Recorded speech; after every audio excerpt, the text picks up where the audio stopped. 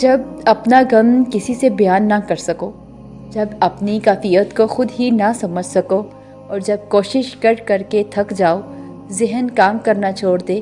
آنسوؤں میں کمی نہ آئے، تمام دن ایک سے گزرنے لگیں تو خود کو تھکانا چھوڑ دو، سوچو کہ گرداب کو جھٹک دو، اپنا آپ حالات کے حوالے کر دو، اس ایک ذات کے بھروسے وہ اتنا عظیم ہے کہ اس پہ بھروسہ کرنے والے کو تنہا نہیں چھوڑتا، اسے امید دیتا ہے، دلاسے دیتا ہے، اپنے ہونے کا یقین دلاتا ہے، مشکل میں ڈالتا ہے تو خود ہی اس مشکل سے نکلنے کا وسیلہ بھی بن جاتا ہے، امتحان لیتا ہے تاکہ صابر بنو، آزمائش میں ڈالتا ہے تاکہ شاکر رہو،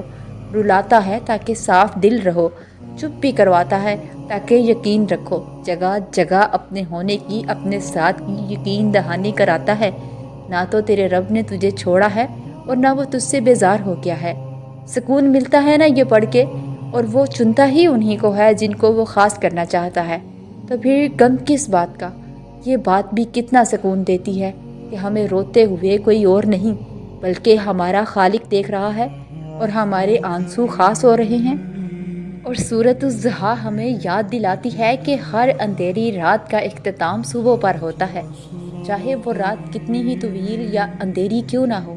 اور ان طویل اور اندھیری راتوں میں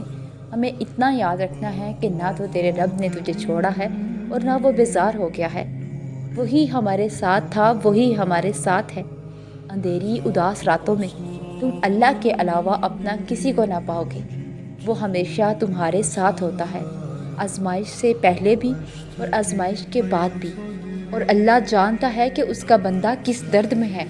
وہ جانتا ہے آپ کس کرب سے گزر رہے ہیں، آپ کا صبر کرنا، بے بس ہونا، دل کا درد سے بھرا ہونا، سب اس کی نگاہ میں ہے، آپ پریشان مت ہو اور نہ خود کو بوجھل کریں،